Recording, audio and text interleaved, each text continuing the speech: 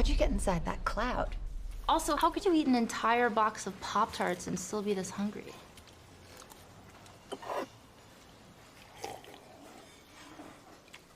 This drink, I like it. I know, it's great, right? Another!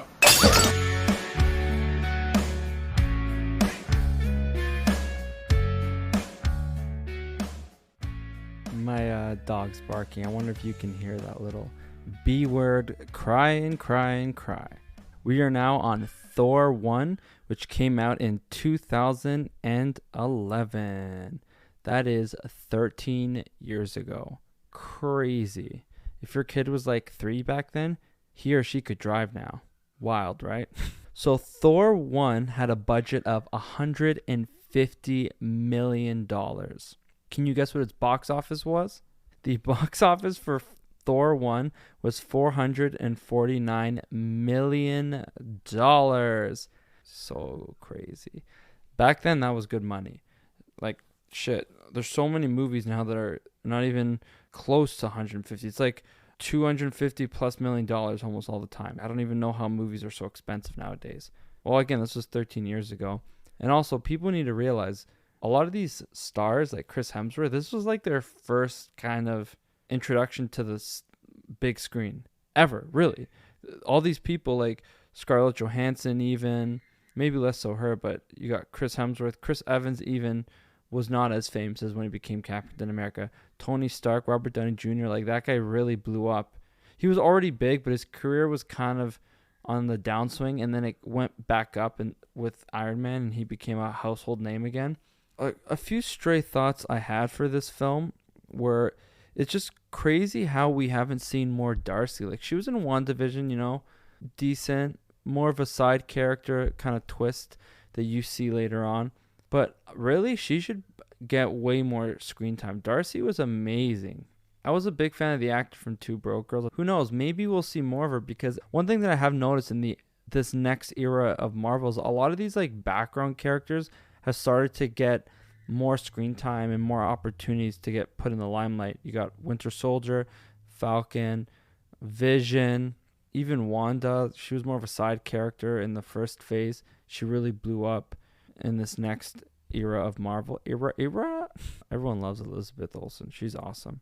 Now, if I'm talking about comedy, yeah, maybe you could say Darcy was one of the more funnier people in this movie. But if we're talking like dramatic performance, Tom Hiddleston is probably the best actor in Thor. What a player, man. That guy was unreal in this film. What else is pretty amazing about seeing his first appearance in the MCU is it felt like recently, but it was in November in the fall. But still, it's still fresh in my mind. His final performance as Loki. So I'm seeing the start of him as Loki, and I recently saw where he ended up going as a character, and it really puts into perspective how much character growth Loki has experienced over the course of his time in Marvel. And I think the reason why he was able to do so well and have such incredible character growth is because Tom Hiddleston had such amazing range, and he was such a good dramatic actor.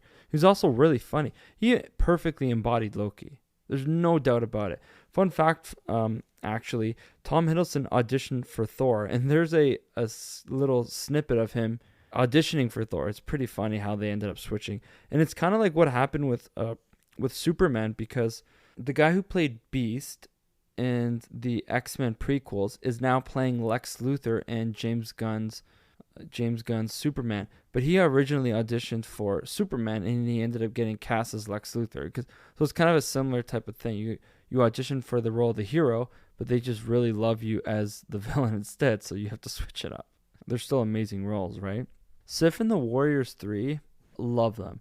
Sif also made some appearances in Marvel Agents of S.H.I.E.L.D., so we've seen her in a little bit of stuff, but overall, you never really got enough of them, which is funny because I think this is what this first phase, like what I'm starting to see did so well, is they stuck to the main characters, but I still wish we had more time with these side characters, you know?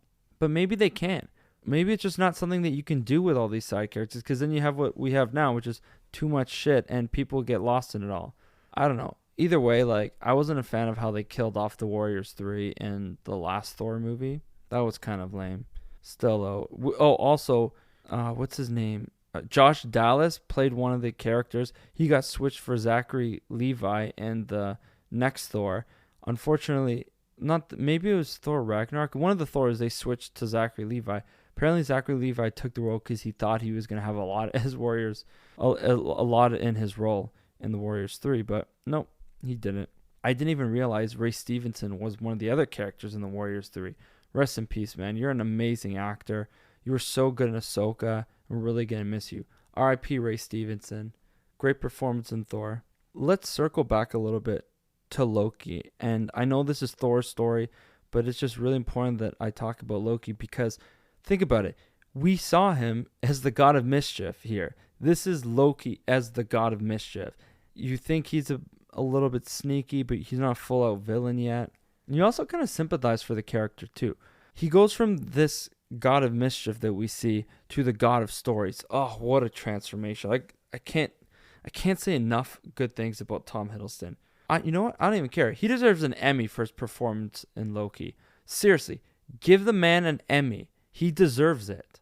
People don't give superhero shows and movies enough respect because they're in freaking tights. Doesn't mean it's not a good story.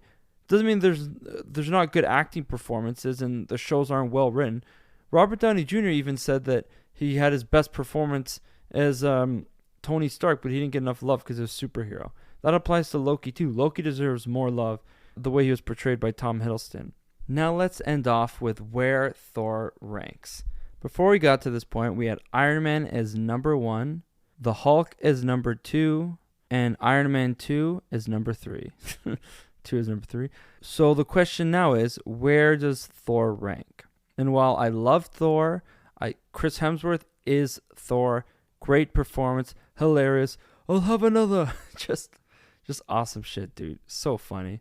That being said, I'm going to have to be a little controversial here and put Thor behind Hulk and ahead of Iron Man 2.